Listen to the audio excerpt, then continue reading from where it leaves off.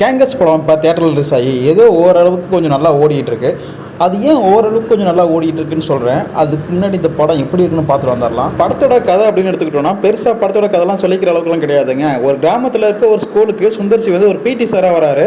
அதுக்கப்புறம் அங்கே இருக்கிற அந்த டீச்சர்ஸோடு சேர்ந்து ஒரு பொருளை திருடலான்னு யோசிக்கிறாரு. அதை யோசிக்கல, அதுக்கு முயற்சிக்கிறாரு.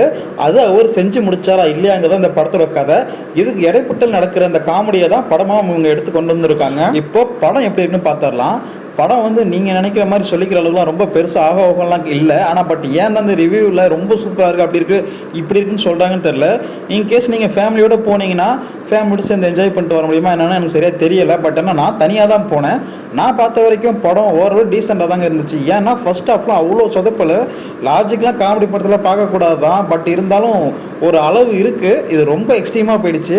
நம்மளாம் நிறையா மலையாள படத்தெல்லாம் கலாச்சிருக்கோம்ல, இந்த படத்தையும் அந்த மாதிரி கலாய்க்கிறதுக்கு வாய்ப்பு இருக்குது. பட் இருந்தாலும் ஓரளவு டீசெண்டாக பண்ணியிருக்காங்கன்னே சொல்லலாம். காமெடி அந்தளவுக்கு ஃபர்ஸ்ட் ஹாஃபில் ஒர்க்கே ஆகலை. அது மட்டும் இல்லாமல் ரொம்ப பழைய படம் பார்க்குற மாதிரி இருந்துச்சு. அந்த சினிமோட்டோகிராஃப் மித்தபடி எல்லாமே அந்த மாதிரி தான் இருந்துச்சு. டைலாக்ஸாக இருக்கட்டும், வடிவில் பேசுகிற விதமாக இருக்கட்டும், எல்லாமே ரொம்ப கொஞ்சம் கிரிஞ்சு மாதிரி கொண்டு போனாங்க. பட் ஆனால் செகண்ட் ஹாஃபில் கொஞ்சம் ஏதோ தப்பிச்சிட்டாங்கன்னா சொல்லி ஆகணும். ஏன்னா செகண்ட் ஹாஃபில் வந்து சுந்தர்சி படம்னா இப்படி தான் இருக்குன்ட்டு ஒரு பேட்டர்ன் இருக்குங்களே, அது செகண்ட் ஹாஃபில் தான் கொண்டு வந்திருந்தாங்க.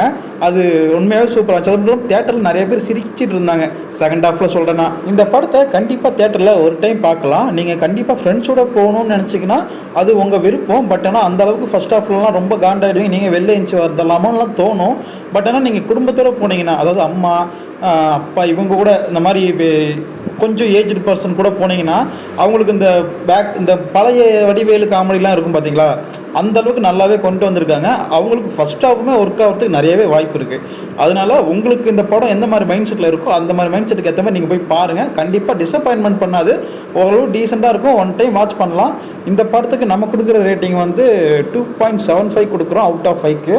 ஓகே, நம்ம சேனல் நீங்கள் இன்னும் சப்ஸ்கிரைப் பண்ணலன்னா சப்ஸ்கிரைப் பண்ணி கொஞ்சம் சப்போர்ட் பண்ணுங்கள்.